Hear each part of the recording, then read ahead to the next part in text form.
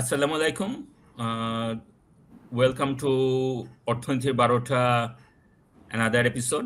আজকে একটি বিশেষ এপিসোড। আজকে আমরা কথা বলবো ভ্যালু অ্যাডেড ট্যাক্স নিয়ে।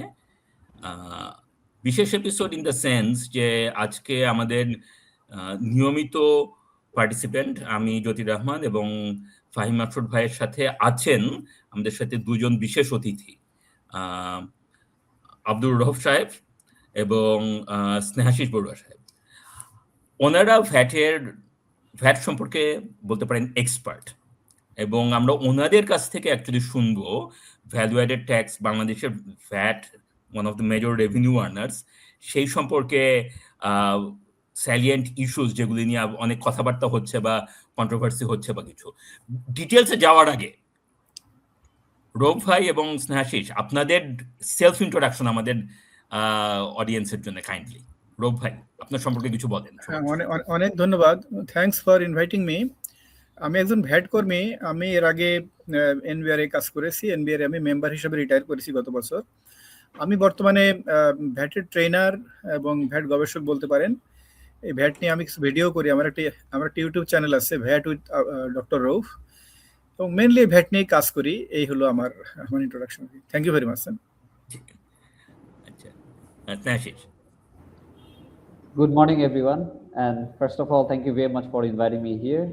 I'm Snehashish Borua. Basically, I'm a practicing chartered accountant, but by profession, I'm also connected with different chambers, including FBCCI, FICCI, Dhaka chambers, and other chambers as and when need basis. Thank you very much. So you can see যে আমাদের দুজন very much practitioners. So একজন NBR এর সাথে বহুদিন ছিলেন, he is fat কর্মী বলছেন, আমরা বলতে পারি যে ফ্যাটের আর্কিটেক্ট বলতে পারি, বা ফ্যাট মানে ডিজাইনার, বা বলতে পারেন যে ফ্যাট মানে বিল্ডার, ফাউন্ডেশন থেকে শুরু করে মানে বেড়ে তোলা, যেভাবে ইয়ে করা আর কি, সেরকম। Snehashis on the other hand practitioner from the other side. So আমরা ওনাদের কাছ থেকে অনেক কিছু শিখতে পারবো আশা করি। আর ফাহিম ভাই তো আছেনই আমাদের ওয়ান অফ দি নিয়মিত আমরা আমাদের ডিবেটিং পার্টনার্স, রাজনীতি, অনেক কিছু নিয়ে আমাদের podcast partner. So and also VAT payer. So we are all VAT payers in Bangladesh. আচ্ছা, জাস্ট টু আমরা আলোচনায় ঢুকে যাই, okay, just to motivate the conversation. আমি জাস্ট দুইটা স্লাইড দেখিয়ে আলোচনা শুরু করে দিব। প্রথম স্লাইডটা হচ্ছে এইটা। সো স্লাইডটা কি দেখা যাচ্ছে না? স্লাইডটা এখন আসেনি। হ্যাঁ, এখন এসছে না? এখন এসছে।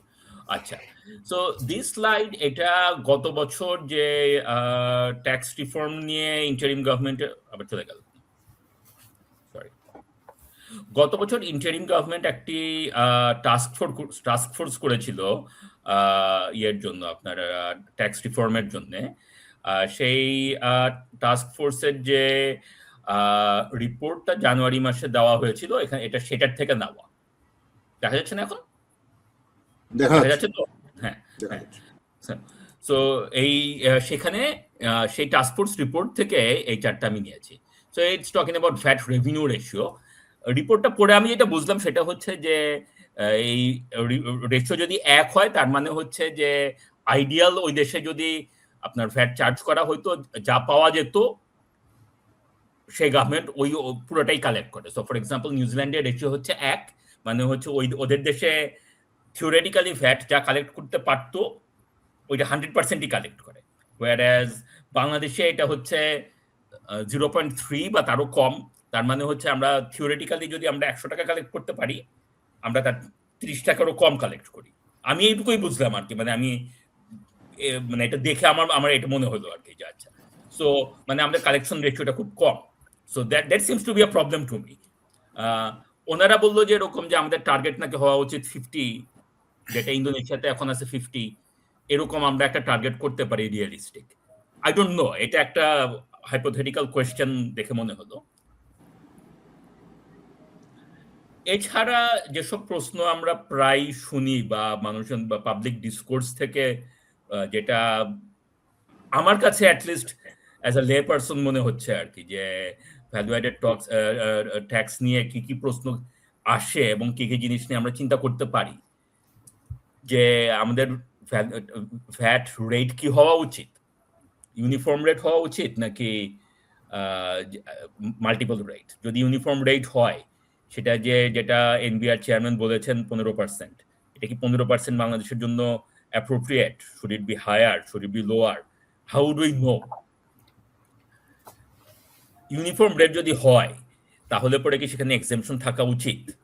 থাকলে পরে কি কি জিনিস সেগুলি, মানে কোন কোন গুডস অ্যান্ড সার্ভিসেস এক্সেমটেড হবে, কেন হবে? কালেকশন নিয়ে তো অবভিয়াসলি ইস্যুস আছে। আমরা তো আগের চার্টে দেখলামই যে আমরা কালেক্ট করতে পারি না। কেন পারি না? এখানে অসুবিধাটা কোথায়? অপারেশনাল ইস্যুস আছে, লেজিসলেটিভ ইস্যুস আছে, ডিজিটাইজেশন কি সমাধান? সমাধান যদি হয়, তাইলে পরে ডিজিটাইজেশন আমরা কেন করতে পারছি না? What are the impediments? Corruption in the collection system, সেটা তো মানে অফটেন বলা হয় বা অ্যালিগেশনস থাকে যে এনবিআর মানে করাপশন উইদিন দ্য সিস্টেম।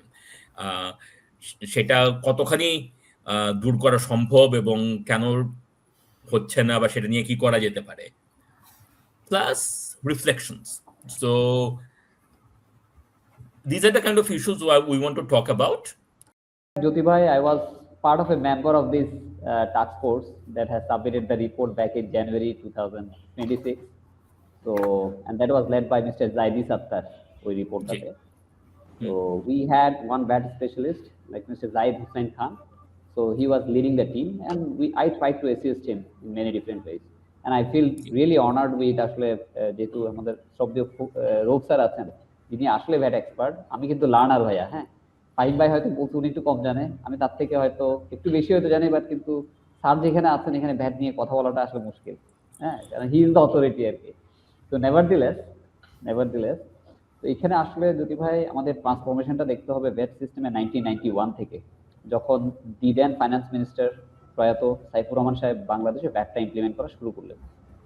তো এই 91 থেকে যখন আমরা 2019-এ গিয়ে একটা ট্রান্সফরমেশন দেখি ভিএটি অ্যাক্টে, যেখানে ভ্যাট অ্যাক্ট 2012 ওই সময়ের গভর্নমেন্ট ইমপ্লিমেন্ট করে আর কি। তো এখন দেখেন, যেটা 91-এ ছিল আপনার আগে সেলস ট্যাক্স বা এরকম ছিল, বাট 91 থেকে কিন্তু ভ্যাটটা আসলো। এখন আমাদের এই রেভিনিউ প্রায় 37 থেকে 38%, যেটা আমাদের লেটেস্ট স্ট্যাটিস্টিক্স, কারণ এনবিআর এর স্ট্যাটিস্টিক্স তো আপনি খুব বেশি অ্যাভেলেবেল না পাবলিকলি, অ্যানুয়াল রিপোর্টও পাবলিশ হয় না, যেখানে দেখবেন আমাদের যে টোটাল 3,70,000 কোটি মতো কালেক্ট হয়েছিল মানে গত বছর 24-25-এ, তার মধ্যে 1,41,000 কোটি টাকা কালেক্ট হয়েছে শুধু ভ্যাট থেকে, নট কাস্টমস পার্ট থেকে আর ইনকাম ট্যাক্স পার্ট থেকে। তার মানে প্রায় 37 to 38% কিন্তু এখান থেকে কিন্তু কালেক্ট হয়েছে। সো দেখেন, তাহলে ভ্যাট কিন্তু আমাদের একটা significant part of our revenue, এবং ওভার দ্য ইয়ার্স তার কিন্তু কন্ট্রিবিউশন কিন্তু কমে নেই, এটা ওভার দ্য ইয়ার্স কিন্তু বেড়ে গেছে। তো তাহলে এই যে একটা আমাদের একটা পার্সপেক্টিভ যেটা আপনি শুরু করেছেন, যে আসলে আমাদের কালেক্ট করার কথা কত ছিল আর আমরা আসলে কালেক্ট করছি কত। তো হোয়াট ইজ দ্য গ্যাপ, যেটা আমরা মানে যদি 1% হিসেব করে আপনি যেটা দেখালেন, সেখানে আমরা আছি 0.3-তে, তো আপনার কাছে অ্যাপারেন্টলি মনে হচ্ছে 0.7 is the gap. So unfortunately আমরা আসলে একটা সময় পেয়েছিলাম 2019 সালে, যখন আইনটাকে সংস্কার করা হয়েছিল, মানে ভ্যাট আইনটাকে সংস্কার করা হয়েছিল। ওই সময় কিন্তু এই যে আজকে আপনি প্রশ্নটা তুলছেন যে আমরা একটা ইউনিফর্ম রেটে যেতে পারি কিনা, প্রথম প্রশ্নটা যেটা আপনি করেছেন যে স্ট্যান্ডার্ড রেটে, আমরা কিন্তু সেই স্ট্যান্ডার্ড রেটে যেতে পারিনি। আমরা কিন্তু ওই রেটকে ভেঙে মানে মাল্টিপল রেট কিন্তু আমরা করে ফেলেছি। আমরা ওই যে স্ট্রাকচার, যে প্রিন্সিপাল নিয়ে আমরা ভিএটি আইনটা করতে চেয়েছিলাম 2019 সালে, সেই আইনের মধ্যে কিন্তু আমরা নাই। আমরা করেছে কি, আমরা আবার সেই অতীতের যে ভ্যাট আইন 1991 সালের আইনের যে আদল, সেই আদলেই কিন্তু ফেরত গেছি। আমরা কিন্তু প্রোগ্রেস করিনি, আমি বলবো বরঞ্চ আমরা ওই 91 সালের আইনে কিন্তু মানে বাইফার আমরা কিন্তু ফেরত গেছি। তাহলে আমাদের যে ওভারঅল যে সিস্টেম, এই সিস্টেমের মধ্যে যখনই আমরা আসলে সিঙ্গেল রেট নিয়ে কথা বলবো, তখন আমরা খালি উদাহরণ দিই, বিভিন্ন দেশে তো সিঙ্গেল রেট আছে। আমরা বর্তমান বাস্তবতায় বাংলাদেশের ব্যবসায়ীরা কিভাবে ব্যবসা করে, কোন জায়গা থেকে আমাদের ইকোনমিক ড্রাইভার, ধরুন আমরা তো অনেকে বলি আমরা এসএমই লেড ইকোনমি, তাহলে এসএমই যারা আছে মানে আমার যে স্মল অ্যান্ড মিডিয়ার অথবা সিএমএসএমই তাদের সেই সক্ষমতাটা আছে কিনা যে ভ্যাটের যে ডকুমেন্টেশন কমপ্লায়েন্সেস এগুলো রাখা, এবং দিনের শেষে গিয়ে পাবলিক অ্যাওয়ারনেস যে আমি যখন কোনো একটা দোকানে যাই তখন আমি যে একটা যে ভ্যাট দিচ্ছি, ভ্যাটের রিসিপ্ট নেওয়া, এই যে অ্যাওয়ারনেস এটা কতটুকু আছে, এই সমস্ত বিষয়গুলো বিবেচনা করে আমাদের যে রেট ফ্রেমিং এবং আমাদের যারা বিজনেস চেম্বার বা অ্যাসোসিয়েশন আছে তারাও কি এগ্রি করছে কিনা, এই সমস্ত জায়গায় সেন্সিটাইজেশন না করে আমরা খালি রেট, খালি প্লাস এন্ড মাইনাসেস করতে চাই। এবং আমাদের বর্তমান চেয়ারম্যান মহোদয়েরও একটা বক্তব্য আছে যে উনি চাচ্ছেন 15% রেটে নিয়ে যেতে। তাহলে এখন মেইন কোয়েশ্চেন আসবে আসলে যদি আমাদের যেহেতু বাংলাদেশ নিয়ে আমরা কথা বলছি, 15% রেট বাংলাদেশের মতো ইকোনমিতে আসলে অ্যাবজর্ব করতে পারবে কিনা, এবং এটা বুঝতে হবে যে আমাদের এখানে রেট যত বাড়ে কালেকশন তত বাড়ে কিনা। যেটা একদম ক্লাসিক এক্সাম্পল হচ্ছে রোবসার থাকতেও কিন্তু ওই আপনার ট্রেড ভ্যাট কিন্তু আপনার কত 5 থেকে প্রায় 7.5% হয়ে গেছে। আমরা জানি না আসলে স্যার যে 7.5% হওয়ার কারণে আমাদের কালেকশন বাড়ছে কিনা নাকি আদৌ আরো কমে গেছে। কারণ এখানে আমাদের যে ভ্যাটের যে বেস ট্রানজ্যাকশন, এই ট্রানজ্যাকশন ট্রেসেবিলিটি এবং কমপ্লায়েন্সেস ফর দ্য বিজনেসেস এটা এত লো লেভেলে, এখানে রেট বাড়ানো মানে আলটিমেটলি গিয়ে যারা কমপ্লায়েন্ট তারাই দেয়, যারা কমপ্লাই করছে না তাদেরকে কিন্তু আমরা নেটে আনতে পারছি না। সো যদি আমরা যাই, যদি আমরা শুরুতে রেট নিয়ে কথা বলি, তাহলে আমি মনে করি যে আমাদের এখানে আসলে সত্যিকার অর্থে থিওরিটিক্যাল স্টাডি না হয়ে প্র্যাকটিক্যাল স্টাডিটা হওয়া উচিত যে বাংলাদেশে আসলে রেট কত হওয়া উচিত, keeping in mind the global perspective and local perspective. এবং মাল্টিপল রেট হলে, যদি মাল্টিপল রেট আমাদেরকে করতেই হয়, তাহলে মাল্টিপল রেটের মধ্যে কোন কোন জায়গায় চ্যালেঞ্জেস আছে। ধরেন আমরা যখন কথা বলি কনস্ট্রাকশনসের রেট নিয়ে, তাহলে দেখেন আজকে বর্তমানে কনস্ট্রাকশনসের রেট যদি 10 হয়, এটাকে যদি 15-তে নিয়ে যায়, তাহলে গভর্নমেন্টের কিন্তু একটা হেভি স্পেন্ডিং হবে, কারণ সব এডিপির খরচ কিন্তু 5% দিয়ে বেড়ে যাবে। এমনিতেই গভর্নমেন্ট ক্রাইসিস আছে ফান্ড নিয়ে, আমি যদি কনস্ট্রাকশনের ভ্যাট যদি অনেক হাই করে দিই, তখন কিন্তু আপনি দিনের শেষে গিয়ে গভর্নমেন্টের কস্ট বেড়ে যাবে। বা পাবলিক ওয়েতে যদি চিন্তা করেন যে অনেকগুলো খরচ আছে যেগুলো আমরা করি, মানে ধরেন সে ফর এক্সাম্পল আমরা যদি চিন্তা করতে যাই যে আমরা সয়াবিন তেল কিনি, এসেনশিয়াল গুডস, এবং সয়াবিন তেলের উপরে যদি আপনি যদি একদম ফুল স্ট্যান্ডার্ড রেটে প্রত্যেকটা স্টেজে ভ্যাট দিতে যান, তখন কিন্তু দিনের শেষে গিয়ে কনজিউমার উপরে বাড়েন। কারণ আলটিমেটলি ভ্যাট কিন্তু ফাইম ভাই যেটা বললো আমি ভ্যাট দিই, এবং যদি ভাই ইউ কারেক্টলি সে ভ্যাট আমরা সবাই দিই, সেটা আমরা পানি কিনতে গিয়ে ভ্যাট দিচ্ছি, সাবান টুথপেস্ট যাই কিনি আমরা সবাই ভ্যাট দিই, বিজনেস আর কালেক্টর অনলি। তো এই ক্ষেত্রে আমরা মনে হয় প্রথম যে কোয়েশ্চেনটা আসতে পারে যে আসলে আমাদের রেট কত হওয়া উচিত মানে বর্তমান বাস্তবতার প্রেক্ষিতে, এবং এই রেট অ্যাবজর্ব করার মতো ক্যাপাসিটি বাংলাদেশের বর্তমানে আছে কিনা। এবং এটাও মাথায় রাখতে হবে, আর একটু আমি ক্লু দিয়ে রাখি, যে টাকাটা আমরা বলেছি 1,41,000 কোটি টাকা, এই 1,41,000 কোটি টাকার মধ্যে 50%-এর কাছাকাছি ভ্যাট দেয় হচ্ছে 109টা প্রতিষ্ঠান ইন এলটিও, 109টা প্রতিষ্ঠান। আর ওই 109-এর মধ্যে শুধু tobacco itself contributes 25% of the total revenue. মানে টোব্যাকো মানে আমাদের যে টোব্যাকো কোম্পানিগুলো আছে, গ্যাস দেয় 11,000-এর মতো, টেলিকম দেয় বাকি 10,000-এর মতো, মেডিসিন থেকে 5,000-এর মতো আসে, আপনার ব্যাংক থেকে আসে 4,000-এর কাছাকাছি, ইলেকট্রিসিটি 1,500-এর মতো। তো আমাদের এই যে নেটটা এত ছোট, আমরা যখনই কথা বলতে চাই যে আমরা যদি দুটো জিনিস, আমরা যদি নেট এক্সপানশন না করি আর এক্সাম্পশন রেশনালাইজেশনের মাধ্যমে বেস যদি না বাড়াই, তাহলে জ্যোতি ভাই আপনি যে পেরিটির কথা বলেছেন মানে 1 থেকে মানে আমাদের 0.3, এই জায়গায় কিন্তু রিকনসিলিয়েশনটা হবে না। এবং নেট বাড়ানো এবং বেস বাড়ানোর ক্ষেত্রে ওয়ান অফ দ্য কি ডেটারেন্ট হচ্ছে এই রেট অ্যান্ড কমপ্লায়েন্স।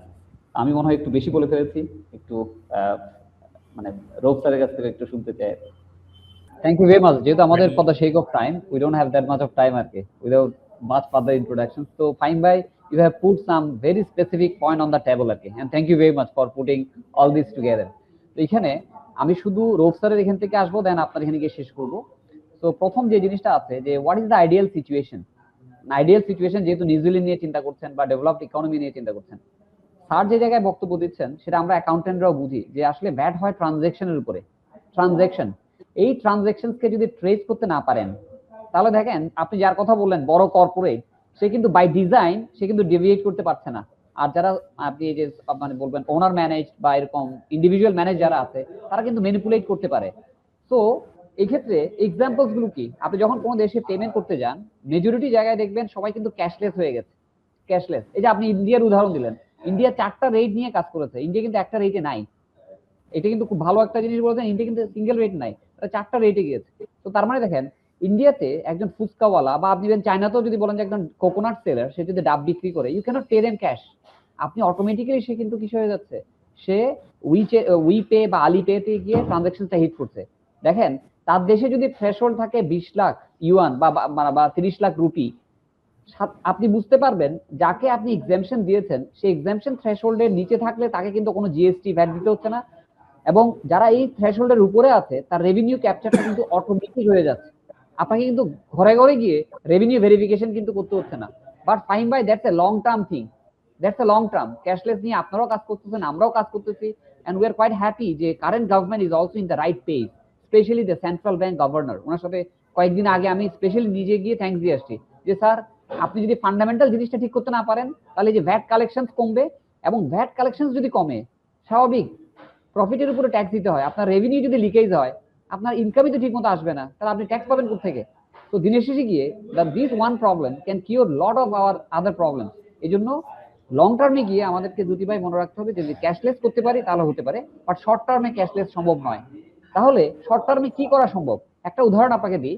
একটা ইন্ডাস্ট্রিতে, যেটা রোব স্যারও বলছেন, আমরা একটা অ্যানালাইসিস করে দেখলাম ওই ইন্ডাস্ট্রি যে 100% মার্কেট শেয়ার আছে, ওই মার্কেট শেয়ারের মধ্যে মাত্র 7% মার্কেট শেয়ার আছে একটা কোম্পানি, একটা compliant company, multi national compliant company. সে 350 কোটি টাকা ভ্যাট দেয় জ্যোতি ভাই।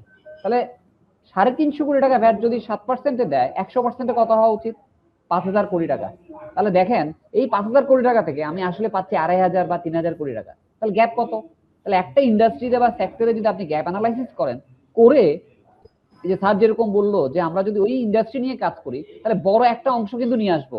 2,000 কোটি টাকা আমার আনতে কতজন ভ্যাট পেয়ারের কাছে ছুটতে হবে? কারণ আমাকে লো হ্যাঙ্গিং ফ্রুট গুলো কিন্তু আগে নিতে হবে, মিড টার্ম লং টার্মের কথা আমি পরে চিন্তা করবো। স্যার কথা বলছে ইনভয়েস অটোমেশন নিয়ে। I appreciate invoice automation is the কি থিং, কিন্তু ইনভয়েস অটোমেশনের ক্ষেত্রে অন্যান্য দেশ কিভাবে এগিয়েছে, ওরাও কিন্তু ইনভয়েস অটোমেশনের ক্ষেত্রে যেভাবে গিয়েছে একটা থ্রেশহোল্ড দিয়ে গিয়েছে। আমাদের দেশে যেটা হবে, ইনভয়েস অটোমেশন যদি করতে দেন তাহলে দেখবেন কমপ্লায়েন্ট কোম্পানিকে দিয়ে ইনভয়েস অটোমেশন শুরু হবে। ও in connivance with the VAT authority যতটুকু সেল ভ্যাট রিটার্নে দেখাবে অতটুকু অটোমেট করবে। নাহলে কোন সিস্টেম দিয়ে আপনি কনফার্ম করবেন যে ভাই যতটুকু ইনভয়েস সিস্টেম থেকে রেজ হয়েছে এটার উপর ভ্যাট হচ্ছে? কারণ ক্যাশ সেল তো আছে। তো আপনি ইনভয়েস অটোমেশন করেও আমরা একটা লেভেল পর্যন্ত যেতে পারবো, বাট পুরো পাজলটা কিন্তু সলভ করতে পারবো না বাকি জিনিস যেগুলো আছে এগুলোকে যদি কনসিডারেশনে না নিই। তো এই জন্য আমি মনে করি যে কথাটা হচ্ছে, ফাইম ভাই ইউ আর অ্যাবসলিউটলি রাইট, যে আমাদের এখানে রেট নিয়ে চিন্তা করলে মাল্টিপল রেট নিয়ে চিন্তা করতে হবে, সেটা বেস্ট কেস বলি বা বেস্ট এক্সাম্পল বলি যেটাই হোক, এবং লেভেল প্লেইং ফিল্ডটা এনশিওর না করলে ট্যাক্সের যে ইকুইটি প্রিন্সিপাল, এই ইকুইটি প্রিন্সিপালস কিন্তু এস্টাবলিশ হবে না। এবং আমাদেরকে এবারও আমরা বলেছি যে দেখেন যখন নতুন আইন হয় তখন আপনি স্বপ্ন দেখিয়েছেন যে আপনি সব ভালো ভালো কাজগুলো করবেন। একটা উদাহরণ হিসেবে বলি যে আমরা যখন ভ্যাটের সিস্টেম বলি, যে বলতে ভাই আপনি একটা কিনছেন, কেনার সময় যদি আপনি ভ্যাট না পান আপনার পকেট থেকে গ্রস আপ করে দিয়ে দেন 7.5% বা 10%, নিজের পকেট থেকে দিয়ে দেন। কিন্তু সরকারকে এটা ভাবছে না যে ভাই এটা গ্রস আপ করে দেওয়ার পর আমার প্রোডাক্টের কস্ট কোথায় যাচ্ছে? আলটিমেটলি কি it is added up in the product cost. আর তারপর আপনি বলছেন এলডিসি গ্রাজুয়েশনের ভয়, তাহলে ও কম্পিটিটিভ হবে কিভাবে? বিজনেস কম্পিটিটিভ হওয়ার সুযোগ নাই। কারণ আলটিমেটলি গিয়ে তাকে যদি কমপ্লাই করতে হয় তাহলে তাকে কিন্তু কি করতে হচ্ছে? এই কস্টটাকে কিন্তু অ্যাড আপ করে দিতে হচ্ছে। তো ইন সামারি যদি জ্যোতি ভাই আমি বলি, আমরা যদি রেট নিয়ে কাজ করি তাহলে আমাদেরকে চিন্তা করতে হবে মাল্টিপল রেটের ইস্যুটা আমাদের এখানে আনতে হবে। এটা নিয়ে কোনো দ্বিমত নাই, single rate will never solve the problem in Bangladesh. আর এখানে স্যারকে আমি একটু বলি যে স্যার আমরা যখন বেস এক্সপানশন বলি এবং নেট বলি দুটো কনসেপ্ট থাকে। বেস হচ্ছে যেখানে যেখানে সরকার এখন এক্সামশন দিয়েছে, এক্সামশন আমাকে একটু হোলিস্টিক্যালি দেখতে হবে। First schedule, second schedule, third schedule এবং এসআরও যা আছে সব শিডিউল এবং এসআরও দেখে সরকারের স্ট্র্যাটেজিক ওয়েতে কোন কোন জায়গায় আমাদের এক্সামশন দরকার, কোনগুলো এসেনশিয়াল আইটেম যেগুলোর উপরে ভ্যাট বসলে কস্ট সাধারণ জনগণের উপর ভারটা পড়বে, এবং যাদেরকে ইন্ডাস্ট্রির নামে আমরা অনেক প্রোটেকশন দিচ্ছি বা এক্সামশন দিচ্ছি তারা আসলে ওইভাবে পারফর্ম করছে কিনা। তারা যদি পারফর্ম যদি না করে তাহলে আমি তাকে মেইন রেটে নিয়ে যাবো, এক্সামশনে দিব না, 5% দিব না, তাকে আমি মেইন রেটে নিয়ে যাবো। একটা সানসেট ক্লজ দিয়ে দিতে হবে। আমার যদি বেস না বাড়ে জ্যোতি ভাই, 3.26% is being spent of the GDP on VAT exemption, collect করি 2.71, আমি যা কালেক্ট করি তার থেকে এক্সামশন বেশি। তাহলে যদি আমি এটাকে যদি আরবিট্রেজ হিসেবে চিন্তা করি যে তাহলে আমি সব এক্সামশন উঠাতে পারবো না, কারণ এগুলো ফান্ডামেন্টাল গুডস এর উপরে। তাহলে কোন কোন জায়গায় এই যে একটা আইডেন্টিফাই করা নন ফান্ডামেন্টাল গুডস এবং যেখানে মধ্যে আমার পলিসি সাপোর্ট দরকার নাই, সেখানে যদি আমি এক্সামশনসটা কমিয়ে দিই বেসটা বেড়ে যাবে। এবং আমি ফাইম ভাইয়ের সাথে এটা একমত যে স্যার শুধুমাত্র আমরা 109টা কোম্পানির উপর না হয়ে লেভেল প্লেইং ফিল্ড বা ইকুইটি এনশিওর করতে হবে। সেক্ষেত্রে নেট বাড়াতে হবে, এবং নেট বাড়াতে হলে ওই স্যার যেরকম বলছে জোর করে নেট বাড়ানো না, ট্রানজাকশনসকে ট্রেস করে নেট বাড়ানো, ফিজিক্যাল এনফোর্সমেন্টে যেতে হবে। ফিজিক্যাল এনফোর্সমেন্টে এই যে যারা বড় কোম্পানি দেয় এদের ফাঁকিও যে বড় হয়। আমি আরেকটা ছোট এক্সাম্পল দিই, ওই ইন্ডাস্ট্রিতে আমরা দেখলাম জানুয়ারি 2025-এর আগে ইলিসিট বা কন্ট্রাব্যান্ড এটা ছিল মাত্র 8%, আর সেটা হয়ে গেছে 13% ইলিসিট এবং কন্ট্রাব্যান্ড। কেন? কারণ রেট বাড়িয়েছে, রেট বাড়িয়ে কিন্তু ওই নন কমপ্লায়েন্ট ইন্ডাস্ট্রিগুলো আরো মোটিভেটেড হয়ে গেছে। আমাদের সেই enforcement very very poor, very poor. আমরা ঠিক জায়গায় গিয়ে হিট করতে পারছি না ইনভেস্টিগেটিভ ওয়েতে। এবং স্যার আপনাকে একটু বলি স্যার, লাফার কার্ভ নামে একটা কার্ভ আছে স্যার, এটা অনেক পুরনো কনসেপ্ট, এটা জ্যোতি ভাই জানে। এখানে কিন্তু যদি আমার ফ্রেমওয়ার্ক ঠিক থাকে, এনফোর্সমেন্ট ঠিক থাকে, তাহলে স্যার কমপ্লায়েন্স যদি এনশিওর করা যায়, ওই রেট বাড়িয়ে কিন্তু স্যার ট্যাক্স কালেকশন বাড়ে না কখনো। মানে it's a theoretical concept but that has been proven across the world. তো এই জন্য আমি মনে করি আমাদের যে আইনের যে বেসিক সমস্যা, যে রেয়াতের ক্ষেত্রে, উৎসে কর্তনের ক্ষেত্রে যেখানে ফান্ডামেন্টাল প্রবলেম আছে, এগুলো সরকারকে অ্যাড্রেস করতে হবে, রেটকে অ্যাড্রেস করতে হবে। কারণ রেট না কমালে মানুষের পক্ষে আসলে এটা এই বার্ডেনটা বিয়ার করা সম্ভব না। ফাহিম ভাই যে কথাটা বলছেন, আমি যে কোনো দোকানে যাই, যে কোনো জিনিস কিনি, আমি তো ভ্যাট দিই, আমি তো ভ্যাট ছাড়া দিচ্ছি না। কিন্তু ফাহিম ভাই প্রবলেমটা হচ্ছে আপনি ভ্যাট দিচ্ছেন মনে করছেন, এই ভ্যাটটা কিন্তু গভর্নমেন্ট এক্সট্রাকারে যাচ্ছে কিনা এটা বুকে হাত দিয়ে বলতে পারবেন না, এটা বুকে হাত দিয়ে বলতে পারবেন না। কারণ আপনার 10টা দোকান আছে, কেউই কমপ্লাই করতেছে না, তাহলে আপনি কেন কমপ্লাই করবেন? তখন করেন কি, গিয়ে ভাই আমি যদি মানে শুধু কমপ্লায়েন্ট হই, তাহলে আমি ফেজ আউট হয়ে যাব পুরো সিস্টেমের মধ্যে থেকে।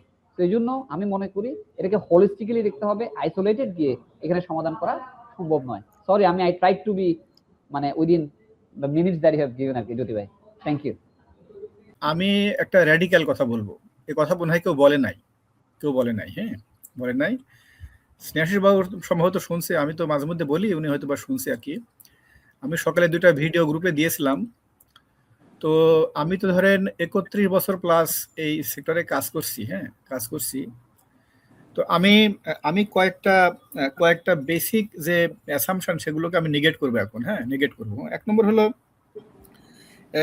Standard rate. হ্যাঁ স্ট্যান্ডার্ড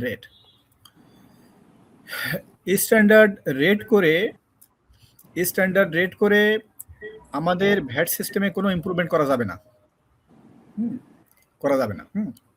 এগুলো মেয়ার এক্সারসাইজ হবে। কেন করা যাবে না? আমি কিছুদিন আগে আমি একটা আর্টিকেল লিখেছিলাম, সম্ভবত প্রথম আলোতে পাবলিশ হয়েছিল। সেখানে আমি বলেছিলাম, স্নেহাশিস বাবু ক্যান বিয়ার মি আউট, বর্তমানে আমাদের অধিকাংশ আইটেমের উপরে 15% রেট আছে। বর্তমানে হাজার আইটেমের উপরে বর্তমানে 15% রেট। বর্তমানে 15%-এর নিচে রেট খুব একটা বেশি নেই। আপনি ভ্যাট আইনের 3rd শিডিউলটা দেখবেন, 3rd শিডিউলে আমার মনে হয়, এখন আমি একেবারে সঠিক বলতে পারবো না, মনে হয় 100-150 আইটেম হতে পারে এরা হলো এই লোয়ার রেটে আছে আর কি। হ্যাঁ তাহলে এই যেগুলো এখন অলরেডি স্ট্যান্ডার্ড রেটে আছে, সেখানে কি আপনি সব সমস্যার সমাধান করে ফেলেছেন? তো না, করতে পারেন নাই। তো তাহলে বাকি যেগুলো এগুলো স্ট্যান্ডার্ড রেটে নিয়ে আপনি কি করবেন? এই কথা আমার এখানে শেষ। আমার অনেক কথা আছে, তো এই কথা আর বাড়াবো না। আচ্ছা, এবার আসেন বেজের কথায় আসেন। এই বেজটাকে আমি এখন নেগেট করব। বেজ মানে কি? বেজ মানে আপনি ধরেন এখন 8 লক্ষ রেজিস্ট্রেশন আছে, আপনি 30 লক্ষে নেবেন। হ্যাঁ, অনেক ভ্যাট পেয়ারকে নিয়ে আসবেন। খুব সুন্দর কথা। আপনি এই স্নেহাশবাবু বলেছেন একটু আগে উনি বলেছেন যে 109টা প্রতিষ্ঠান আমাদের অধিকাংশ ভ্যাট দেয়। 109টা প্রতিষ্ঠান। শুনেন, বেজ বাড়িয়ে কোনো লাভ হবে না। আমাদের এখন 8 লক্ষ রেজিস্ট্রেশন আছে, যদি আপনি 30 লক্ষ করে ফেলেন, কোনো লাভ হবে না। আমার মনে হয় যে ভ্যাট 5%-ও বাড়বে না। তো কি করতে হবে শোনেন, আমাদের অর্থনীতির একটা স্ট্রাকচার আছে। আমাদের ভ্যাটের ধরেন এখন তো 8 লক্ষ রেজিস্ট্রেশন, তার ভিতরে 109টা প্রতিষ্ঠান প্রায় 58% ভ্যাট দেয়। 109টা প্রতিষ্ঠান। হ্যাঁ, যদি ধরেন আপনি যদি 5,000 প্রতিষ্ঠান ধরেন, 5,000 প্রতিষ্ঠান 95% ভ্যাট দেয়, তাহলে 8 লক্ষ প্রতিষ্ঠানের মধ্যে 5,000 প্রতিষ্ঠান যদি আপনার 95% ভ্যাট দেয়, তো এই বাকি 7 লক্ষ 95,000 প্রতিষ্ঠান কি করে? আমাদের অর্থনীতি এরকম। আমাদের বড় প্রতিষ্ঠানের টার্নওভার সবচেয়ে বেশি, ছোট প্রতিষ্ঠানের টার্নওভার খুব কম। আমরা এসএমই লেড ইকোনমি। তো এই যে যারা যে লক্ষ লক্ষ প্রতিষ্ঠান এখন নাই, এরা সবাই অধিকাংশ এরা থ্রেশহোল্ডের নিচেই পড়ে। আর একটা কথা হলো, এই যে যে যে 5,000 প্রতিষ্ঠান 95% ভ্যাট দিতেছে, এবার আমার কথা খুব ভালো করে শুনেন, খুব ভালো করে শুনেন। এই যে 95% প্রতিষ্ঠান যারা, এই যে 5,000 প্রতিষ্ঠান যারা 95% ভ্যাট দিতেছে, তারা গবেষণা নাই, আমরা আমাদের অভিজ্ঞতা থেকে বলবো, তারা 30-45% ভ্যাট দেয়, বাকিগুলো দেয় না। তার অ্যাকাউন্টস প্রপার নেই, তার ভ্যাট অ্যাকাউন্টস প্রপার নেই, তার কোনো কিছু প্রপার নেই। অর্থাৎ এরকম একটা বড় প্রতিষ্ঠান যে ফাঁকি দেয়, ওই ছোট প্রতিষ্ঠানে 1 লক্ষ ফাঁকি দেয় না। আমার পয়েন্টটা কি পেয়েছেন? তাহলে আপনাকে কোথায় হিট করতে হবে? আপনাকে হিট করতে হবে বড় প্রতিষ্ঠান যারা এখন মেজর ভ্যাট দিতেছে, তারা ওর আরো বেশি ভ্যাট ফাঁকি দিতেছে, তার কাছ থেকে সঠিক তথ্যটা নিয়ে আসতে হবে। এই গেল আমি তাহলে বেজ নিয়ে বললাম যে বেজ বাড়িয়ে কোনো লাভ নাই, আপনাকে উপর থেকে ধরতে হবে। এখন 109টা প্রতিষ্ঠানকে মোটামুটি ভালো মনিটর করা হয়, তারপরে সেখানেও একেবারে 100% ভ্যাট আমরা পাচ্ছি সেটা আমি বলবো না। তো আমাদেরকে এখন এই 109 থেকে আমাদের এখন 1000, 2000, 5000কে একবারে সঠিকভাবে মনিটর করে, তাদের ইনভয়েস অটোমেশন করে, তাদের সঠিক তথ্যটা নিয়ে আসতে হবে। এই দিকে আমাদের এমফাসিস দেওয়া দরকার। তাহলে বেস বললাম, রেট বললাম, 33 বাজে, আমি 40-এ শেষ করে দিব। তো এক্সামশন নিয়েও কথা বলবো না, এটা তো বেজের মধ্যে পড়ে গেল। এক্সামশন কমাও মানে তো বেস বাড়াও, হ্যাঁ বেস বাড়াও, এটা নিয়েও কথা বলবো না। আচ্ছা, আর হলো রেট, 50% রেট নিয়ে আরেকটা কথা বলতে হবে, আরেকটা কথা না বললে এটা ক্লিয়ার হচ্ছে না। সেটা হলো, স্নেহাস বাবু একটু আগেই বলেছেন যে আমরা যে 5 থেকে 7.5 করলাম ট্রেড ভ্যাট, তার ফলাফলটা কি? ফলাফল তো কেউ বলে না। আমরা গত জানুয়ারি মাসের 9 তারিখে যে অর্ডিন্যান্স করা হলো, অনেকগুলো আইটেমকে 15% নিয়ে আসা হয়েছিল, তার ফলাফল কি? ফলাফল তো কেউ বলে না। তথ্য দাও, যার কাছে তথ্য দাও, তথ্য প্লেস করো, বলো যে ভ্যাট বেড়েছে, সেটা কেউ বলতে পারবে না। আবার এখন বলতেছে যে সব 15% নেবো, সব 15% নেবো। ভুল কতবার করতে হবে? হ্যাঁ, সঠিক পথে আসতে হবে, সঠিক পথে আসা লাগবে। স্যার একটু প্যাকেজ ভ্যাট নিয়েও বলিয়েন, যে আমাদের যে প্যাকেজ ভ্যাট নিয়ে আমি একটা আর্টিকেল কয়েকদিন আগে ছাপা হয়েছে ফাইন্যান্সিয়াল এক্সপ্রেসে, দেখছেন আপনি? সেটা দেখছি, এটা আমাদের যে পুরো সিস্টেমকে ডিস্টর্ট করে দিবে, মানে সবকিছু এটাও চিন্তা করতেছে প্যাকেজ ভ্যাট। হ্যাঁ, আমি বলবো। তাহলে শোনেন, এই 50 শোনেন, এখন আরেকটা কথা শোনেন, এখন একটা পয়েন্ট বলতেছি, শোনেন। পয়েন্টটা হলো 15% ভ্যাট ইম্পোজ করলে ভ্যাট কালেকশন কম হয়, 5, 7.5, 10% ভ্যাট কালেকশন বেশি হয়। এটা কি আপনারা জানেন? 15% ভ্যাট ইম্পোজ করলে ভ্যাট কালেকশন কম হয়, 5, 7.5, 10% ভ্যাট কালেকশন বেশি হয়। এটা কি জনগণ জানে? এটা কারণটা কি একটু বলবেন? কারণ শোনেন, এখন কারণ বলতে শোনেন, কারণ হলো আমাদের দেশে যে রেয়াত সিস্টেম আছে, ওই যারা 15% ভ্যাট দেয় তাদেরকে রেয়াত দেওয়া হয়, আর যারা 5, 7.5, 10% ভ্যাট দেয় তাদেরকে রেয়াত দেওয়া হয় না। আইনে এটা আছে, যদিও ব্যবসায়ীরা দীর্ঘদিন ধরে বলে আসতেছে যে প্রপোর্শনেট রেয়াত দিতে, তো সেটা দেওয়া হয়নি। যাই হোক আর কি। তাহলে আপনি 15% নিয়ে কি করবেন? আপনার ভ্যাট কালেকশন তো কমে যাবে। আচ্ছা, এই গেল। আচ্ছা, স্নেহাশিস বাবু আমাকে প্যাকেজ ভ্যাট নিয়ে কিছু কথা বলতে বলেছেন। গত সপ্তাহখানেক আগে ফাইন্যান্সিয়াল এক্সপ্রেসে আমার একটা লেখা ছাপা হয়েছিল প্যাকেজ ভ্যাট নিয়ে, শুধু প্যাকেজ ভ্যাট নিয়ে।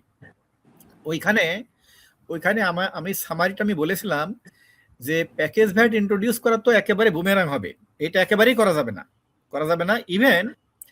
ইভেন টার্নওভার ট্যাক্স বর্তমানে যেটা আছে সেটা বিলুপ্ত করতে আমি বলেছি। টার্নওভার কর আদায় হয় 1 কোটি টাকাও না, এই জন্যই যে এত কোনো মেকানিজম রাখার তো কোনো প্রয়োজন নেই। প্যাকেজ ভ্যাট কেন আপনাকে ইন্ট্রোডিউস করতে হবে? প্যাকেজ ভ্যাট ইন্ট্রোডিউস করার রেশনালটা আপনার কি? না বুঝে এক একজন এক এক কথা বলে। প্যাকেজ ভ্যাট যেটা ছিল, আমরা আগে যেটা প্র্যাকটিস করতাম, সেখানে মাইক্রো ট্রেডার্সদেরকে প্যাকেজ ভ্যাট ফ্যাসিলিটি দেওয়া হয়েছিল। বছরে ধরেন 5-6 লাখ টাকা, ওখানে একটা স্ল্যাব ছিল, আমি হিসাব করে দেখিয়েছি, বছরে 5-6 লাখ টাকা মতো যাদের টার্নওভার মাইক্রো ট্রেডার্স, তাদের জন্য প্যাকেজ ভ্যাট করা হয়েছিল। প্যাকেজ ভ্যাট আদায় হতো ধরেন এই 10-15 কোটি টাকা আদায় হতো। আচ্ছা, তখন হলো এই 5-6 লাখ টাকার যারা মাইক্রো ট্রেডার, তাদেরকে প্যাকেজ ভ্যাট দেওয়া হয়েছিল। এখন তো আপনার আইনিতে 30 লাখ টাকা এক্সাম্পটেড, তো আপনি প্যাকেজ ভ্যাট চান কেন? প্যাকেজ ভ্যাট শোনেন, আমি বলি, প্যাকেজ ভ্যাট যদি দেওয়া হয়, এই ধরেন এই যে ইম্পোর্টার যারা আছে না, প্যাকেজ ভ্যাট মেইনলি চাই হলো পুরান ঢাকা বেসড ইম্পোর্টাররা, এবার এরা বেশ শক্তিশালী। এই ইম্পোর্টের যে ভ্যাটটা এটা পুরা লস হয়ে যাবে। তা প্যাকেজ ভ্যাট নিয়ে শ্রীনিবাস বাবু আপনার যদি অতিরিক্ত কথা থাকে আপনি বলেন। তো আমি মেনলি এটা বলেছি যে প্যাকেজ ভ্যাট ইন্ট্রোডিউস করা একেবারেই ঠিক হবে না। প্যাকেজ ভ্যাটের চেয়ে 4-5 গুণ বেশি বর্তমানে এক্সামশনের মধ্যে আছে, তো এটা একেবারেই ঠিক হবে না। আর প্যাকেজ ভ্যাট তো ফর মাইক্রো ট্রেডার্স, এটা কি ইম্পোর্টারদের জন্য নাকি? এখন তো এটা পার্সু করতেছে পুরান ঢাকার ইম্পোর্টাররা, মেনলি তারা। শ্রীনিবাস বাবু নিশ্চয়ই জানেন, হ্যাঁ, উনি যেহেতু এই সেক্টরে আছেন উনি অবশ্যই এটা জানেন। তো প্যাকেজ ভ্যাট নিয়ে আমার এই কথা গেল। 37 বেজে গেছে, এত সময় পাইতেছি না। আচ্ছা, এখন আসেন রোব ভাই, আপনি বলেন, দিস ইজ ইম্পর্টেন্ট। হ্যাঁ, আমরা যদি 5 মিনিট একটু বেশি বলেন কিছু হবে না, কারণ ইম্পর্টেন্ট কথা মানুষের জানা দরকার।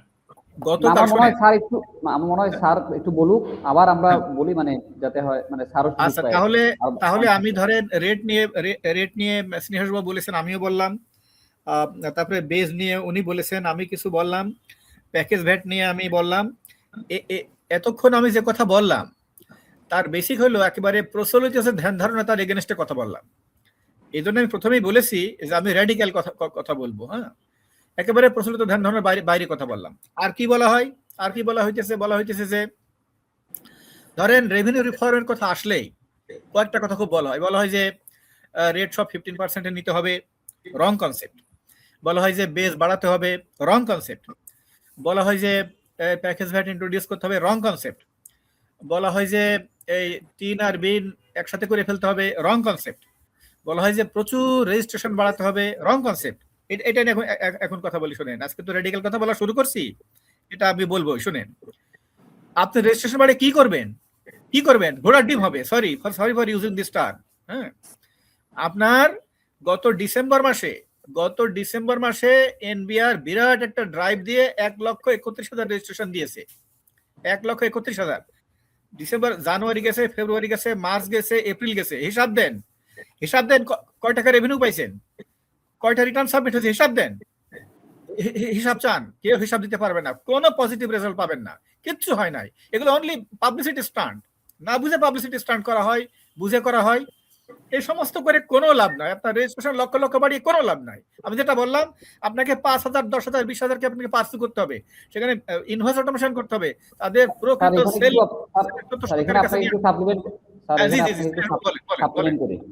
আমাদের এখন প্রায় 1,30,00,000 মতো ইটিআইএন হোল্ডার আছে। হ্যাঁ, তার মধ্যে 1/3 মানে 42 লাখ থেকে 44 লাখ লোক রিটার্ন দেয়।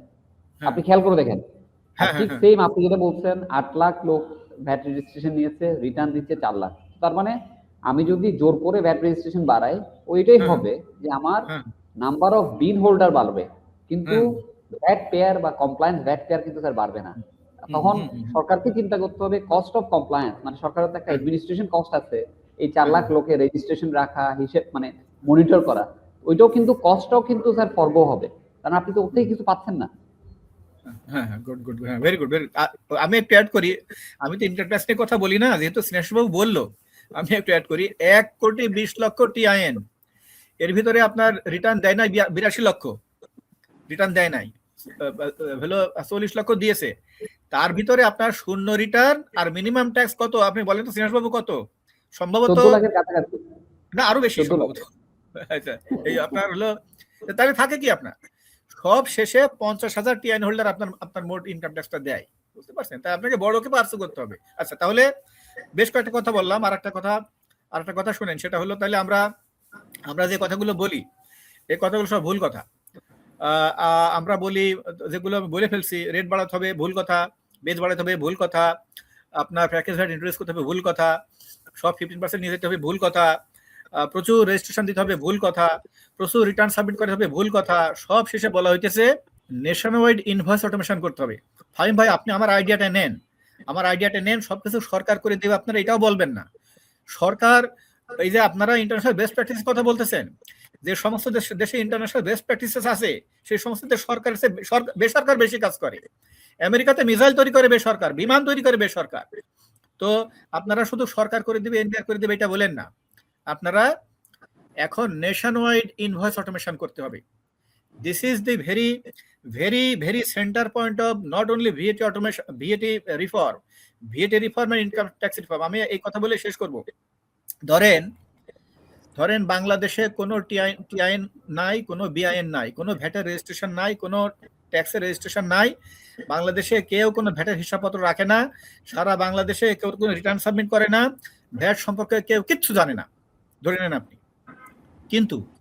কিন্তু আপনার nation wide invoice automation system আছে, প্রত্যেকটা সেল ডিজিটাল রেকর্ড হচ্ছে, মাসের শেষে কর্তৃপক্ষ জানে যে একজন কি সেল করেছে, তার উপরে হিসাব করে ভ্যাট নিয়ে ফেলতেছেন, সারা বছর শেষে আপনি কত সেল করেছেন, আপনার ইনকাম কত, তার উপরে হিসাব করে আপনি ইনকাম ট্যাক্স নিয়ে নিতেছেন।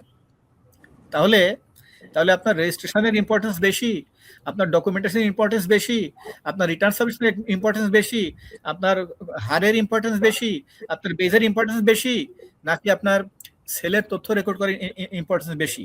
সেলের তথ্য রেকর্ড করার ইম্পর্টেন্স বেশি। আমি আর কথা বাড়াবো না ফাহিম ভাই, আপনার কাছে আমার অনুরোধ হলো যে আপনি সরকার না করে একটা সেক্টর ধরেন, একটা সেক্টর, আমি একবার সিমেন্ট নিয়ে কাজ করেছিলাম, আগাইতে পারি নাই, একটা সেক্টর ধরেন যে এক সেক্টর তারা নিজেরাই ইনভয়েস অটোমেশন করে ফেলবে, নিজেরাই করে ফেলে সরকারকে বলবে এরকম আমরা করে ফেলছি, এইখান থেকে তুমি তথ্য নিয়ে যাও। এভাবে একটা একটা করে সেক্টর ধরতে হবে। আমি কথা শেষ করে ফেলছি। আমি এতক্ষণ আমি কি বললাম, এতক্ষণ আমি যেটা বললাম তার সামারি হলো আমরা রেভিনিউ রিফর্মে যে সমস্ত কথাবার্তা বলি, এই সব কথাবার্তা ভুল কথা। এই কথাবার্তা যে ভুল কথা, তার সবচেয়ে বড় প্রমাণ হলো যে ট্যাক্স জিডিপি রেশিও ক্রমাগতভাবে কমে যাইতেছে। যদি এই কথাগুলো সঠিক হয়, ট্যাক্স জিডিপি রেশিও বাড়ে না কেন? 2011-12 সালের দিকে ট্যাক্স জিডিপি রেশিও ছিল 10 ক্রস করেছিল এক সময়, সেটা 16 বছরে নেমে 6.6-এ কেন আসলো? সব পদক্ষেপ ভুল ছিল। সঠিক পদক্ষেপ হলো বিক্রয়ের সঠিক তথ্য সরকারকে জানতে হবে, ইনভয়েস অটোমেশন করতে হবে, সরকার করবে। এই কথাটা বলে আমি শেষ করি। এই আপনার পলিসি এবং ইমপ্লিমেন্টেশন আলাদা করতে হবে। এইটা নিয়ে যত হামটি ডামটি হয়েছে, যদি ইনভয়েস অটোমেশন নিয়ে অতটুকু কাজ করা হয়তো, একদিন সরকার 2 লক্ষ কোটি টাকা বেশি রেভিনিউ পাইতো, 2 লক্ষ কোটি টাকা বেশি রেভিনিউ পাইতো। আর বেশি কথা বলবো না ফাহিম ভাই, চেষ্টা করেন। তো আমি যা বললাম তার সামারি হলো যে আমরা সব ভুল কথা বলি, ভুল কাজ করি। এখন সঠিক কাজ করতে হবে। সঠিক কাজ হলো ইনভয়েস অটোমেশন। ইনভয়েস অটোমেশন করলে আপনি income tax collection, VAT collection আপনার সব বেড়ে যাবে। শুধু বেড়ে যাবে না, আপনি ম্যাক্সিমাম কালেকশন করে ফেলতে পারবেন। তো আমি অডিয়েন্সদের প্রতি আমার একটা কথা আছে, প্রিয় অডিয়েন্স, আপনাদের প্রতি আমার রিকোয়েস্ট হলো যে আমি যেগুলো বললাম এগুলো আমার বিশ্বাস থেকে বলেছি। তো যদি আপনারা আমার সাথে এগ্রি না করেন, তো আমি আমার স্বাধীন মতামত প্রকাশ করেছি, আমাকে মাফ করে দিবেন। আর যদি এগ্রি করেন, তাহলে এই ইনভয়েস অটোমেশন আমাদের করতে হবে। এদিকে আপনার যার যেটুকু করা আছে সেদিকে আপনাদের কাজ করতে আহ্বান জানিয়ে আমি আমার বক্তব্য শেষ করছি। অনেক ধন্যবাদ। খুদা হাফেজ। আসসালামু আলাইকুম ওয়া রাহমাতুল্লাহ। আমি শুধু একটা কথা বলে শেষ করব, যেহেতু সময় নাই। সেটা হলো, আমরা তো অনেক কথা বললাম, তো আমি সামারি যেটা বললাম যে আমরা কম গুরুত্বপূর্ণ বিষয়গুলোকে আমরা খুব বেশি ফোকাস করি, আর আসল বিষয়গুলোকে আমরা ওভারলুক করে যাই। একটা কথা বলি শোনেন, যে কথাটা আমরা ওভারলুক করে যাই সেটা হলো এই আমাদের tax GDP one of the lowest of the world. এটা তো আমি বারবার বলি, কিন্তু আমাদের ট্যাক্স কালেকশন কস্ট যে পৃথিবীর মধ্যে ওয়ান অফ দ্য লোয়েস্ট, সেটা তো আমরা কখনো বলি না। আমাদের ট্যাক্স কালেকশন ইনভেস্টমেন্ট নেই। আমাদের ট্যাক্স কালেকশন যে কস্ট, যে ট্যাক্স কালেকশন করতে যে খরচ হয়, বর্তমানে হিসাব অনুসারে যত জানি কাছাকাছি হবে, সিনিয়র বাবু বিয়ার মে আউট, আমরা 100 টাকা কালেকশন করতে এখন 21 পয়সার কাছাকাছি আমরা খরচ করি। এটা সারা পৃথিবীতে হচ্ছে ওয়ান অফ দ্য লোয়েস্ট। অনেক দেশে প্রায় 100 টাকা কালেকশন করতে প্রায় 1 টাকার কাছাকাছি খরচ হয়। এই কথার অর্থ কি? এই কথার অর্থ হলো যে আমাদের ট্যাক্সেশন ম্যানেজমেন্টে, ট্যাক্সেশন রিফর্মে, ট্যাক্সেশন কালেকশনে ইনভেস্টমেন্ট নাই। সরকারের আপনি এখন হিসাব করে দেখেন, বর্তমানে সরকারের কয়টা প্রজেক্ট চলমান আছে আর এনবিআর কয়টা প্রজেক্ট চলমান আছে। আপনি যদি রেশিও করেন, তো মানে একেবারে কিছু না এরকম অবস্থা। তো আপনার এই কথাও বলবেন যে এনবিআর ইনভেস্টমেন্ট করতে হবে। শোনেন, এই কথা বলে শেষ করি। অটোমেশনে স্নেহাশিস বাবু বলেছেন যে কিছু সমস্যা আছে, সমস্যা তো থাকবে, এগুলো আস্তে আস্তে ওভারকাম করতে হবে। যখন আমরা একেবারে কমপ্লিট ইনভয়েস অটোমেশন চলে যেতে পারবো, তখন সমস্যাগুলো থাকবে না। প্রথমে একটা কিছু শুরু করতে হবে। আপনি আমি বলি যে আমরা শুধু ইনভয়েস অটোমেশনে যদি প্রপারলি যদি আমরা যদি 1,000 কোটি টাকা খরচ করি, সরকার 2 লক্ষ কোটি টাকা রেভিনিউ পাবে। আমি আবার বলি, সরকার আমরা যদি ইনভয়েস অটোমেশনে আমরা যদি 1,000 কোটি টাকা খরচ করি, সরকার 2 লক্ষ কোটি টাকা রেভিনিউ পাবে। তো আমি এখন যেটা বললাম যে আমাদের এখানে আমাদের কর ব্যবস্থায় ইনভেস্টমেন্ট খুব কম, এই জিনিসটা মানুষ ভুলে যায়। দর্শকরা দয়া করে আপনারা এটা জেনে রাখবেন যে শুধু ব্লেম করলে হবে না, তাদেরকে রিসোর্স দিতে হবে, সেখানে ইনভেস্টমেন্ট করতে হবে, তখনই ভালো রিটার্ন পাওয়া যাবে। অনেক ধন্যবাদ। আচ্ছা, একটা হচ্ছে আমার কিছু ফিলোসফিক্যাল জায়গা থেকে আর কি, মানে আসলে ভ্যাট তো দিচ্ছে হচ্ছে কারা, মানে এটা আমার আপনাদের দুজনের কাছেই বা যদি আপনিও হয়তো আপনার পার্সপেক্টিভ শেয়ার করতে পারেন, ভ্যাট তো আলটিমেটলি দিচ্ছে হচ্ছে আমার কনজিউমার। এখন আমরা যখনই ফ্ল্যাট রেটের কথা বলছি, তো তখন আসলে মানে ধরে নিচ্ছি যে আসলে মানে সব কনজিউমার এক, মানে যদি আমি একেবারে খুব ফিলোসফিক্যাল জায়গা থেকে ধরি যে আমার একজন নিম্নবিত্ত মানুষ, নিম্নবিত্ত বা নিম্ন মধ্যবিত্ত মানুষও যেই যতটুক কনজামশন মানে পার্সপেক্টিভে ট্যাক্স দিবে, একজন অত্যন্ত মানে এমন জিনিস যারা হয়তো অনেক বিলাসী দ্রব্য কিনে তারাও একই রকম দিবে। তো এইটা আমার কাছে একটা প্রবলেমেটিক অ্যাজাম্পশন মনে হয়। তো আমি আসলে গত কয়েকদিন ধরে দেখছিলাম, মানে এটা নিয়ে হয়তো মানে অলরেডি জ্যোতির সাথেও কথা হয়েছে যে ইন্ডিয়াতে যে জিনিসটা করা হয়েছে GST, I know that they have a different system, federal system হিসেবে তাদের ডিফারেন্ট ট্যাক্স স্ট্রাকচার, বাট ওই জায়গায় কিন্তু গত বছরে আই এম প্রিটি শিওর আপনারা জানেন যে বেশ বড় ধরনের কিছু রিফর্ম করা হয়েছে। তো ওইখানে কিন্তু কয়েকটা লেয়ারে জিএসটিটা আছে। যেমন গতকালই দেখলাম যে ওখানে যে সে ফর এক্সাম্পল তারা কিছু আইটেমকে লাইক নিত্য প্রয়োজনীয় জিনিস বা লাইক এডুকেশনের মতো সার্ভিস, এগুলিকে কিন্তু তারা অলমোস্ট কাইন্ড অফ 0 থেকে 5% মতো জিএসটিতে নিয়ে এসেছে। ওয়ারাস লাইক ইভেন সোডা মানে সফট ড্রিঙ্কস, হ্যাঁ অফকোর্স টোবাকো তো আছে, এগুলোর জিএসটি রেট কিন্তু 40% অ্যান্ড অ্যাবাভ। এবং এখানে যেই জিনিসগুলো আসলে সাধারণ একটু মানে উচ্চবিত্তরা ইউজ করে এবং এগুলির যে আসলে খুব মানে মানে সোশ্যালি প্রচুর লোক ইউজ করে না, বা এটা যে খুব মানে ভালো প্রোডাক্ট, নট নেসেসারিলি যে হেলথ অ্যান্ড আদারওয়াইজ সোশ্যালি খুব গুড প্রোডাক্ট তাও না, সেগুলিকে তারা সিন প্রোডাক্ট হিসেবে সেগুলোকে তারা কিন্তু 40% প্লাস জিএসটিতে নিয়ে আসছে। তো আমার পয়েন্ট হচ্ছে যে এই যে কনজামশনের মানে who consumes and for what purpose, এই ফিলোসফিতে কিন্তু তারা আসলে রেটটাকে মানে বাইফার্কেট করছে। তা আমরা কি should we actually also look into that? এটা আমার আসলে একটা প্রশ্ন, মানে এটা যে আমি মানে বাংলাদেশে করতেই হবে বা করতে হলে কি কি সমস্যা আছে সেটা ডিফারেন্ট থিং। তো সেইটা একটা মানে মানে ফিলোসফিক্যাল জায়গা থেকে আমি বললাম। আচ্ছা, আরেকটা হচ্ছে যে মানে আমি বোধ স্নেহাশিস এবং রৌফ ভাই যেটা বললো যে আমাদের মানে অল্প কিছু সংখ্যক 100 হোক বা 4-5 হাজার টপ ভ্যাট পেয়াররাই আসলে আমাদের প্রায় 90% বেশি করছে, অ্যাবসলিউটলি রাইট।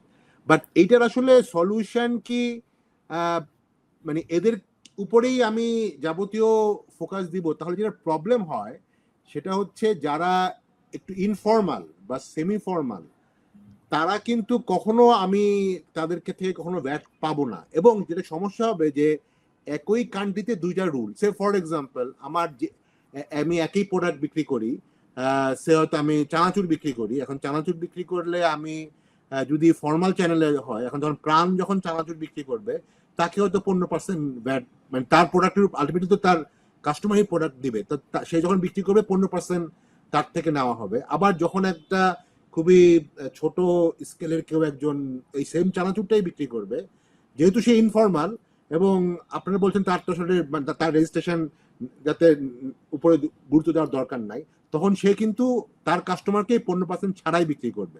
এইখানে তো আসলে লেভেল প্লেইং ফিল্ড থাকলো না। এখন যেটা মানে নাও থাকতে পারে, এমন না যে থাকতেই হবে, বাট প্রবলেম হচ্ছে যেই ইনফর্মাল বা সেমি ফর্মালের যে ব্যবসায়ী আছে তার কিন্তু কোনো ইনসেন্টিভ থাকবে না ফর্মালাইজ করা বা একটু বড় আকারে যাওয়া, অর্গানাইজড ওয়েতে একটু বড় আকারে যাওয়া, কারণ সে চাবে না কখনো নিজেকে ওই 5,000-এর মধ্যে টপ 5,000-এর মধ্যে নিতে। অতএব সে চিরজীবনই আসলে ইনফর্মাল থাকবে।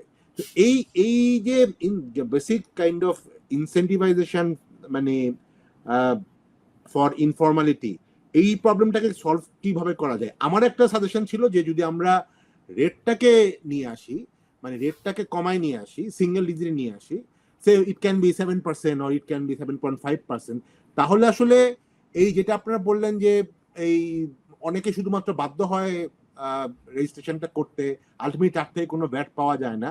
কিন্তু যদি রেজিস্ট্রেশনটা হয়, সরি, যদি আমি রেটটা কম হয়, তাহলে হয়তো মানে সবারই এক ধরনের ইনসেন্টিভ থাকবে টু ফর্মালাইজ, এবং অটোমেটিক্যালি সে তখন নিজেই তার যেটা রূপ ভাই লাস্টে অনেকবার বললো যে তার সেলসটাকে রিপোর্ট করা, কারণ সেলসটাকে রিপোর্ট করলে তার তো আসলে লাভও হবে, কারণ সে এইটার উপর ভিত্তি করে ব্যাংক থেকে লোন পাবে। এখন যেটা হচ্ছে যে সে যদি সেলফ ডিক্লেয়ার করে তার সেলসটাকে, এটা করলে তার যেই ভ্যাটের যে এক্সট্রা কস্টটা আসে, প্রোডাক্ট প্রাইসের উপরে যে ইম্প্যাক্ট আসে, তা সেটার যে বেনিফিট বা সেটার যে কস্ট, সেটা কিন্তু ওই এখন তাকে ব্যাংক থেকে লোন নিতে পারবে সেটার বেনিফিট থেকে অনেক কম। বাট যদি আমার রেটটা কম হতো, তাহলে কিন্তু সে ভলেন্টারি করতো, তাহলে আসলে এই এনবিআর এর লোকজন তার পিছনে আসলে দৌড়ানোর দরকার থাকতো না। তো মানে সেখানে একটু অটোমেটিক সেলফ, মানে এনবিআর এর দৌড়াদৌড়িতে নেট বাড়তো না, অটোমেটিক্যালি ভলেন্টিয়ারিং হিসেবে নেট বাড়তো। এটা একটা ব্যাপার। আর একটা হচ্ছে যে অলরেডি কিন্তু রূপ ভাই আপনারা জানেন বা স্নেহাশিস বলতে পারবেন যে ইএফডি বোধহয় মোস্ট প্রবাবলি একটা ইনিশিয়েটিভ নেওয়া হয়েছিল যে দোকানে রিটেল লেভেলে একটা মেশিন দেওয়া। তো সেটাও কিন্তু আসলে ইনভয়েস অটোমেশন বা সেলস রিপোর্টিং মানে পার্সপেক্টিভে করা হয়েছিল। তো why did it actually fail, আর এটাকে আদৌ ফেল করেছে কিনা সেটা নিয়ে অনেকটা আলোচনা করার মানে দরকার আছে। আর আমি যদিও রূপবার সাথে 100% একমত না যে লার্জ যারা বড় অর্গানাইজেশন গুলো আছে তারা মানে তাদের অ্যাকচুয়াল সেলসের মানে 50% আসলে তারা রেকর্ড করে না। মানে এটা আসলে মানে আমরা যদি আসলে একটা ফর্মাল অর্গানাইজেশন চালাই, ইট ইজ মানে, এবং পার্টিকুলারলি যদি আমার এখানে ফরেন ইনভেস্টমেন্ট থাকে বা ইনস্টিটিউশনাল ইনভেস্টমেন্ট থাকে, এই জিনিসটা কিন্তু মানে ফ্যামিলি বিজনেসে হয়তো করা সম্ভব, আমি কারো নাম ধরে বলছি না, বাট ফ্যামিলি বিজনেসে আমরা জানি যে এই মানে মিস ডিক্লারেশনটা হয়। কিন্তু যারা ইনস্টিটিউশনাল মানে লোকাল অ্যান্ড ফরেন ইনভেস্টমেন্ট হয়, তাদের ক্ষেত্রে আসলে ইন্টারনাল কমপ্লায়েন্সটাই আসলে একটা বড় ব্যাপার। নট নেসেসারি তারা এনবিআর এর ভয়ে তারা এটা করে, তারা কিন্তু ইন্টারনাল মানে ইনভেস্টার্স কমপ্লায়েন্সও কিন্তু তাদেরকে অ্যাকচুয়াল সেলস রিপোর্ট করতে হয়। তো সেটা আমি আপনার সাথে একমত যে কিছু কিছু ক্ষেত্রে বড় কোম্পানিও এটা ডিসক্লোজ করে না, বাট আমার মনে হয় ঢালাওভাবে সব বড় কোম্পানি মানে ডিসক্লোজ করে না বা হাইড করে, এটা আমি পুরোপুরি একমত হলাম না। আর আরেকটা ব্যাপার আপনি খুব প্যাশনেটলি বলেছেন যে বাইফার্কেশন, অফকোর্স এটা নিয়ে আমাদের আরো আলোচনা করা দরকার। আমরা এটাও জানি যে বাংলাদেশে অনেক মানে বাইফার্কেশন করার পরে আবার it have to be rolled back, but এটার মেইন পলিসি মানে ফিলোসফিটা যেটা বুঝি আমি, মানে আমরা সিভিল সোসাইটির পক্ষ থেকেও কিন্তু ইকোনমিস্টরা বা অনেকেই কিন্তু এই বাইফার্কেশনের পক্ষে কথা বলেছি বা এখনো বলছি। One of the major reason হচ্ছে আমরা যখনই আসলে এনবিআর এর সাথে মানে বিজনেস বা কমিউনিটি পার্সপেক্টিভে কথা বলি, তখন তারা কিন্তু তারা কিন্তু দেখবেন যে এই বাজেট হচ্ছে, গত 3 মাসে প্রচুর মিটিং করেছে, এবং এই মিটিং গুলো আমি নিজেও গত 10-15 বছর মধ্যে বোধহয় প্রায় প্রাক বাজেট মিটিং এ অ্যাটলিস্ট 15-20টা মিটিং আমি পার্টিসিপেট করেছি। কিন্তু ওখানে দেখা যায় যে এই মিটিং গুলো আসলে নাথিং বাট মানে আই ওয়াশ। ওনারা দেখায় যে আমরা ট্রেড বডি বা বিজনেসের সাথে মিটিং করি, বাট ঘুরে ফিরে কিন্তু ওনারা ওই ক্যালকুলেশন এক্সেলেই ক্যালকুলেট করে মানে কোন জিনিসে কত ডিউটি বা কত মানে ভ্যাট দিলে আমার টার্গেট মিট আপ হবে। তো এইটা একেবারেই মানে এনবিআর এর যদি একই যে যারা পলিসি করবে এবং যারা ট্যাক্স কালেক্ট করবে, তারা যদি একই বডি থাকে, তাহলে সমস্যাটা হচ্ছে তারা কিন্তু সবসময় ডিপেন্ড বাই নাম্বারস। এটার ইকোনমিক ইম্প্যাক্ট কি, মানে আমার জব মানে এমপ্লয়মেন্ট ক্রিয়েশনে বা অন্যান্য ইন্ডাস্ট্রিয়ালাইজেশন ইম্প্যাক্ট কি, সেটা নেই কিন্তু আসলে NBR is not suppose to, মানে যদিও theoretically they are suppose to also take that into consideration, কিন্তু প্র্যাকটিক্যালি তাদের জন্য কিন্তু নাম্বারটাই মেইন ব্যাপার হয়ে যায়। তো যদি একটা পলিসি থাকতো, তাহলে তারা হয়তো এই নাম্বারটার সাথে ওভারঅল দেশের ইকোনমি, এমপ্লয়মেন্ট, ইনভেস্টমেন্ট, ইন্ডাস্ট্রিয়ালাইজেশনের এক ধরনের সিনক্রোনাইজেশন বা এক ধরনের সমন্বয়ের একটা ব্যাপার কিন্তু তারা করতে পারতো। তো সেটার ফিলোসফিটাই কিন্তু আসলে এই যে আলাদা করে পলিসি উইংটাকে করা। তো এটা অফকোর্স এটা প্রজ এন্ড কনস আছে, আমরা you have a good suggestion that এটা নিয়ে আমরা ডিসকাস করতে পারি। তো আমি আপাতত একটুক বলেই শেষ করছি, মানে শেষ মানে কি আর কিছু হয়তো স্নেহাশিস আপনি হয়তো এই পয়েন্টগুলোতে অ্যাড করতে পারেন, বা রূপ ভাই হয়তো অ্যাড করতে পারেন, বা জি। অফকোর্স যদি